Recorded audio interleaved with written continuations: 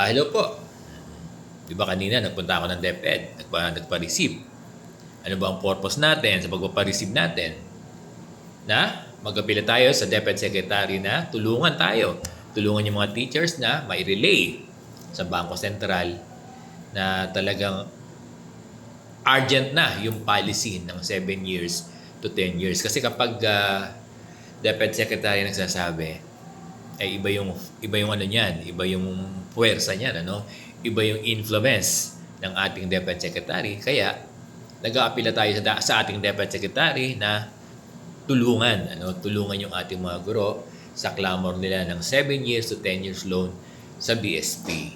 Pangalawa, hinihiling ito yung clamor ng mga guro para yung mga garnish na ATM ay kung po pwede, makahanap ng legal basis, na maibigay ng over-the-counter ng mga ADAS natin sa school at yung mga finance officer natin sa division o yung mga disbursing officer natin dito sa school, 'di ba? Kung kayo implementing unit o yung ating mga disbursing officer diyan sa division, na yung mga garnish ng ATM dahil hindi nila nakukuha yung kanilang sahod, hindi nila nakukuha yung kanilang salary, na sana ay makuha na lang nila ng over-the-counter, ibibigay na lang ng division ng cash sa kanila, di ba?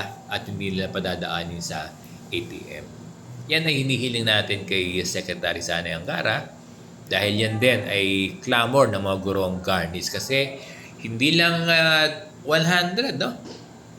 Hindi lang 1,000, pagkos seemingly nasa 100,000s na guro ang garnish yung kanilang ATM.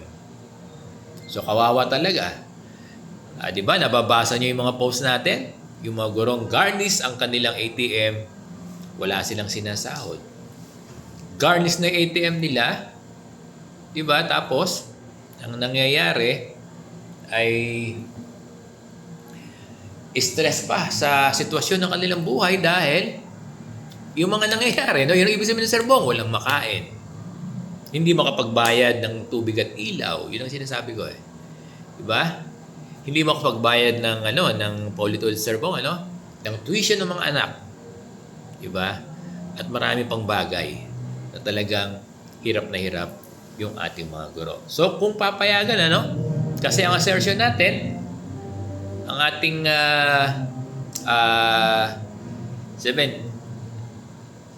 pinapaliwanag.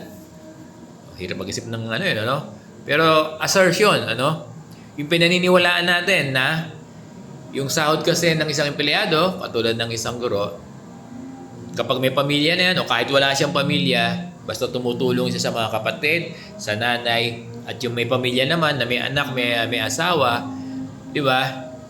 Ay sila rin ay may-ari, tagapagmay-ari ng sahod, benepisyo ng guro.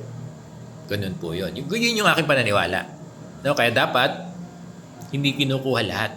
Hindi ginagarnish lahat yung sahod ng mga guro. At yan yung pakiusap natin kay Secretary Sani Angara na kung po pwede magkaroon ng isang guidelines o policy na baka po pwedeng yung mga gusto ng ATM sa ATM dumaan, yung mga ayaw sa ATM ay over-the-counter ibigay sa mga gurong na-garnish yung kanilang, particular dun sa mga gurong na-garnish yung kanilang ATM. Ganun yung panawagan natin sa ating DepEd Secretary. At yun yung content ng letter natin sa ating DepEd Secretary, yung pinareceive natin kanina. Ngayon, seemingly, yung iba nagdududa. Sabi, Sir Bong, panay lang naman ng senda natin, bigay natin ng letter, pa-receive ng letter. Hindi. One time ko palang ginawa ito na nagpa-receive tayo ng letter. Diba? Kaya wag muna natin i-underestimate. Diba? Wag munang magnega. First time lang natin nagpa-receive. Ang mahirap naman kung wala tayong ginawa. Gusto niyo ba wala tayong gawin? Diba? Sa Bangko Sentral, diba? Hindi naman natin, diba? Hindi naman madalas ginawa ng serbong. Sa Land Bank, minsan pa lang natin ginagawa. Kaya, hindi pa naman din sila sumasagot. Di ba? Kaya huwag natin sabihin na puro tayo padala lang. Kasi ilang ahensya yung binigyan natin na first time lang natin dinalaan at hindi pa natin alam. Kasi mas maganda kasi, hindi lang tayo nagbablog dito, no? Hindi lang tayo nagle-learning action shell dito. 'Di ba? Hindi lang puro ngawa si Sir Bong sa kanyang social media account, ano. At least nagpupunta tayo, nagpapa-receive tayo ng letter para nagkakaroon ng impact. Yun ang ibig sabihin ni Sir Bong. Nagkakaroon ng impact. So sa mga hindi naniniwala na sabi nila ay puro lang daw pa-receive at wala din mangyayari, opinion niya yan. Pero sa mas nakakarami, tingin ko naman ay mas maganda na yung ginagawa natin na ganito. Tama ba ako?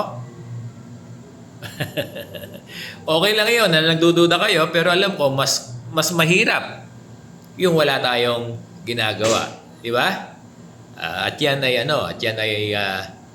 advocacy na ni Sir Bong. Na?